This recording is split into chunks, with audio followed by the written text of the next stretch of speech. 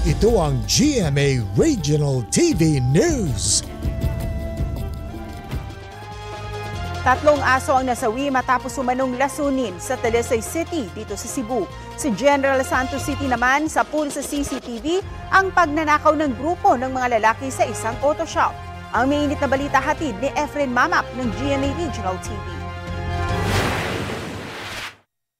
Sa kuha ng CCTV, malapit sa isang auto shop sa Barangay Labangal, General Santos City, makikita ang ilang sasakyan na nakaparada at isa-isang pagdating ng mga lalaki. Saglit silang tumambay sa dala nilang tricycle. Saka pumunta sa target na auto shop.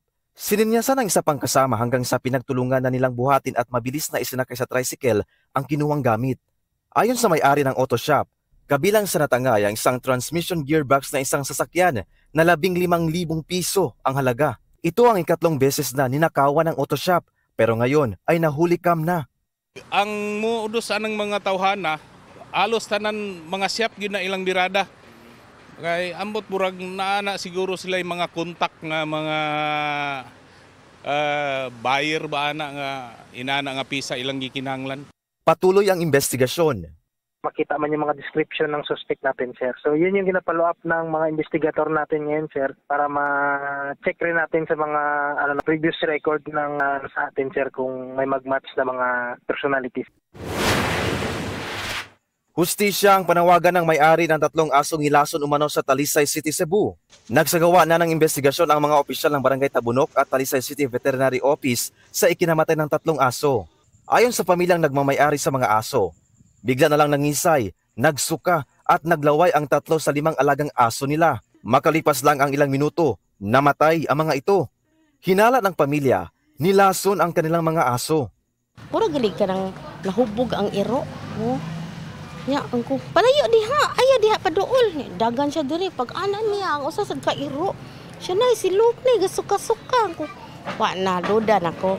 Basta magsuka-suka ang iro, hiluan man na. Sakit kas akong dughan buutan kay ito as in buutan kay itong iro.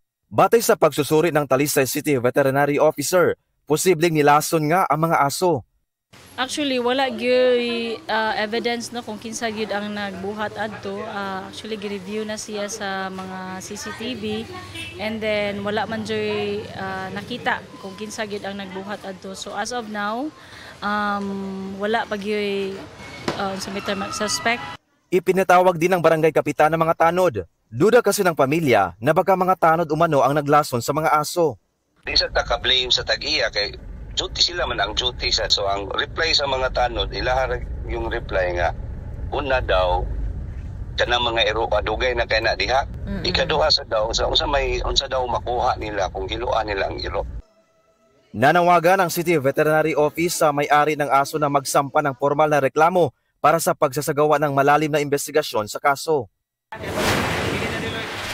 Sa Cebu City, 2 lalaki ang ninakawan at pinagsasaksak sa loob ng kanilang bahay. Madaling araw nang pinasok ng 4 na lalaki na may takip ang muka ang bahay ng mga biktima. Pagpasok, agad na sinaksak ang magkapatid, edad 28 at 32 anyos. Sa takot na sila naman ang pagbalingan, hindi na umano nagawang sumaklolo ng mga kamag-anak ng mga biktima. Sa investigasyon ng Police Station 7 ng Cebu City Police, kinuha ng mga sospek ang cellphone at pera ng mga biktima. Alas 4 dito siya kanang duk-duk yun may sa kaportahan ko sugaayo. Nya pagkadugayan na jud niingon siya nga tan kun di mo ni abrihan boto ni ron anak. Pero wa jud mi kakita nga naon sa hitabo kay di man mi makalili kay kanang makita mi nya mahadlok pasig kami pi apilon ba. Agad na isunugod sa ospital ang 2 lalaki na nasa mabuti ng kalagayan. Ayon sa pulisya, nagtamo ng saksak sa dibdib ang 28 anyos na biktima habang sa tiyan naman tinamaan ang 32 anyos niyang kapatid. Tama pa lang ibaw ano kung sa motibo kaya biktima di pa magkasulti. Dili pa matarong ang interview. Efren Mamak ng GMA Regional TV, nagbabalita para sa GMA Integrated News.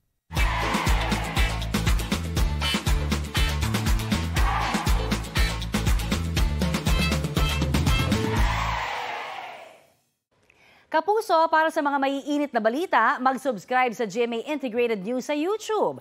Sa mga kapuso naman abroad, subaybayan nyo kami sa GMA Pinoy TV at sa www.gmanews.tv.